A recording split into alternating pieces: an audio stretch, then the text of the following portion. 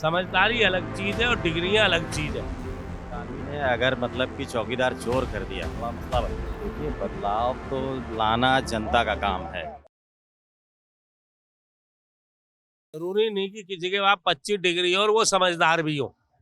समझदारी अलग चीज है और डिग्रियां अलग चीज है। शिक्षित होना अलग बात है और समझदारी होना अलग बात है। बहुत से पढ़े लिखे पागल मिल जाएंगे आपको। ये कोई जरूरी नहीं है कि डिग्री है। डिग्री मेरे पास है 3 पढ़े लिखे पागल से किसकी तरफ इशारा कर रहे हैं आप? मैं तो बहुतों के बारे में कर रहा हूँ। पढ़ लिख के लोग मूर्ख हो। ये सर कह रहे हैं कि हम पढ़े लिखे हैं, इसके मतलब ये अपने आप को बोल रहे हैं, आपको भी बोल रहे हैं और सबको बोल रहे हैं, युवाओं को। मैं ये नहीं बोल रहा। देखिए, मैं हर आदमी के बारे में नहीं बोल रहा। मैं ये बोल रहा हूँ, ये जरूरी नहीं कि जिसके पास डिग्री हो तो वो समझदार भी हो। समझदारी अलग चीज है, डिग्री अलग चीज है। शिक्षित होना अलग बात है। तो जितने जो प्रोफेसर हैं, जो एमबीबीएस डॉक्टर हैं, और नहीं आपने खुद ने कहा, जो एमबीबीएस डॉक्टर हैं, जो हमारे देश को जो आगे लेके जा रहे हैं, डॉक्टर हैं, सरकारी कर्मचारी हैं, तो वो सब पागल हो गए। पढ़े लिखे आदमी पागल है। मैं ये नहीं कह रहा कि सारे पागल हैं। मैं ये कह रहा हूँ कि हर आदमी। अरे सुनिए भाई साहब, सबके बारे में नहीं कह रहा। पहले सुनिए बात को। ये जरूरी नहीं है कि किसी के पास ज्यादा डिग्री हो तो वो ज्यादा समझदार हो। सामाजिक समझदारी अलग चीज होती है, किताबी ज्ञान अलग होता है। जब आप पढ़ के निकलते हो ना कॉलेज से, तो आधी चीजें यहाँ काम ही नहीं आती। आप 8वीं में भी हिस्ट्री पढ़ते हो, 12वीं में भी पढ़ते हो। बताओ क्या योगदान आपके कहाँ काम आ रही है वो हिस्ट्री?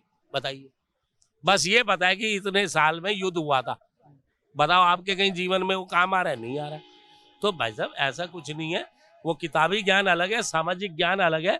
और ये बहुत से लोग हैं अभी यहाँ पे नमाज पढ़ने आए थे, आधे इनमें ज्यादा पढ़े लिखे नहीं होंगे लेकिन काम कर रहे हैं और समझदार भी हैं। जो आदमी घिस के समाज में काम करता है ना, वो ज्यादा समझदार हो जाता है। आप कह रहे हैं राहुल गांधी जो है, हमारी राय तो ये है कि राहुल गांधी वैसे बनेंगे प्रधानमंत्री। अब के राहुल गांधी का कुछ राहुल गांधी की खूबियां बता सकते हैं आप? 2-3 खूबियां अगर गिना पाए कि किस बेसिस पे आप जनता जज करेगी कि राहुल गांधी को ऊपर उठाना है? तो राहुल गांधी को किस बेसिस पे करेगी? राहुल गांधी विकास करेंगे। और जब इनकी मनमोहन सिंह की सरकार थी, तो देखो हमें इतनी नॉलेज, हम पढ़े लिखे इतने हैं नहीं, मगर उस टाइम पे भी भारत चल ही रहा था, देश तरक्की कर रहा था। आज भी देश तरक्की कर रहा है, कल को राहुल गांधी आएंगे जब भी देश तरक्की करेगा। तो हम तो ये कह रहे हैं कि उनको मौका देना चाहिए, उनको प्रधानमंत्री बनना चाहिए। और जो ये पप्पू का जो ये लगा रखा है कि वो पप्पू नहीं है, वो पढ़े लिखे हैं।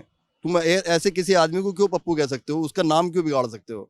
आपको नाम बिगाड़ने का अधिकार नहीं है। अगर मैं आपको खड़ूस के नाम से बुलाऊं या और किसी नाम से बुलाऊं तो अच्छा लगेगा? राहुल गांधी ने भी तो बोला था चौकीदार चोर है, और इस चौकीदार की ऐसी लट लगेगी चुनाव हार गए। नहीं, राहुल गांधी ने नाम लेके तो नहीं बोला था ना, नाम बोला था। और क्या बताइए, आप बताइए। तो प्रधानमंत्री की तरफ था। अगर मैं आप नहीं देखो, प्रधानमंत्री ने बोला था मैं देश का चौकीदार हूँ। तो उन्होंने नहीं कहा ना, उन्होंने नाम तो नहीं लिया ना, राहुल गांधी ने नाम तो नहीं लिया। इतनी तो मासूमियत नहीं है राहुल गांधी में, अब आप ऐसे बता रहे हो। आप किसी को ऐसे इल्जाम नहीं लगा सकते कि उन्होंने नाम लेके कहते तो वो उसके हकदार थे। मगर ये लोग तो खुल्लम खुल्ला उनको पप्पू बोलते हैं, तो ये गलत है ना। अगर वो चाहें तो इनके ऊपर केस भी कर सकते हैं, आरोप लगा सकते हैं कि भाई मेरी इंसल्ट हुई है या उनका मानहानि हुई है उनकी। गांधी ने अगर मतलब कि चौकीदार चोर कर दिया, बड़ा मसला बन गया। वहीं पे रमेश बिधूड़ी सदन में खड़े होके मतलब कि जो है खुलेआम अपशब्दों का इस्तेमाल करते हैं। कोई उस पर सुनवाई नहीं। मतलब वो तो मतलब जो वो कह दे वो सही है। अगर उसने कह दिया तो वो तो ठीक ही नहीं है। उसने अगर मतलब कि इनडायरेक्ट वे में अगर कुछ बोला या फिर मतलब कि नाम ना लेते हुए बोला, समझ रहे हैं मेरी बात?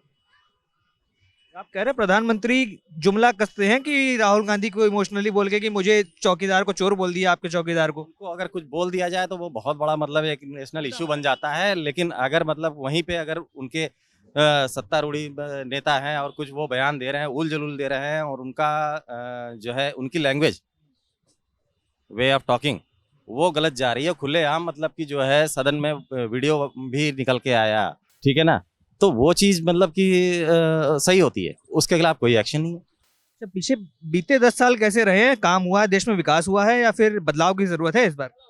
देखिए, बदलाव तो लाना जनता का काम है, ठीक है ना। एक अकेला मतलब कि कोई अगर मैं राय दूं तो उस पर बदलाव आ जाए, ये संभव नहीं। आपको क्या लगता है देश में काम हुआ है पिछले 10 सालों में, या जुमलेबाजी हुई है केवल? जुमलेबाजी तो लगभग रही है। अब कितना काम के नाम पे कितना देश आगे बढ़ा है? काम के नाम पे बड़े बड़े काम हुए हैं।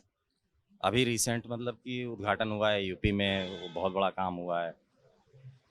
तो क्या लगता है प्रधानमंत्री दोबारा आ पाएंगे इस बार? राहुल गांधी, अरविंद केजरीवाल, अखिलेश यादव, इंडिया अलायंस मिलकर टक्कर दे पाएगा इस बार? अब ये तो मतलब कि साहब आप इसी से अंदाजा लगा लीजिए कि अभी वो कह रहे हैं कि मतलब कि अभी कुछ हुआ नहीं, ना तो कोई सर्वे हुआ ना कुछ हुआ, सीधा कह दिया इस बार 400 पार। तो भैया मतलब कि वॉक ओवर दे दो, क्यों इलेक्शन का खर्चा करवा रहे हो? आप कह रहे हैं वॉक ओवर दे दिया जाए? हाँ, क्यों? मतलब जब उन्होंने खुद ही मतलब कि डिसाइड कर लिया है कि 400 पार, तो खामखा पब्लिक का अभी ईवीएम से वोट डालेंगे या फिर या वैलिड पेपर से डालेंगे? ईवीएम से डलेंगे? ईवीएम से डालेंगे, सुनने में तो यार है कि वैलिड पेपर से डालेंगे वोट। अब के जो वकील अरेस्ट हुए हैं, जो सब हुआ है, ठीक है ना, उन लोगों ने बताया है। जब जब उन्होंने दावा कर ही दिया है तो भैया मतलब कि जो है क्यों खामखा पब्लिक का पैसा, वो भी तो पब्लिक का ही पैसा इस्तेमाल होता है ना वहाँ पर, हमारे और आपके टैक्स का पैसा ही जाता है। आरोप तो यही लगा रहे हैं कि इस बार अगर नरेंद्र मोदी चुनाव जीत जाएंगे तो अगली बार से चुनाव होने ही बंद हो जाएंगे। वही तो, इसीलिए तो कह रहा हूँ भाई, मतलब जब आप दावे कर रहे हो 400 पार, मतलब कि 450, ये 400 पार, तो भैया मतलब कराओ ही मत ना, उनको मतलब कि जो है रिन्यूअल बना के दे दो। आप देख रहे हैं सौगंध टीवी, सौगंध वतन की।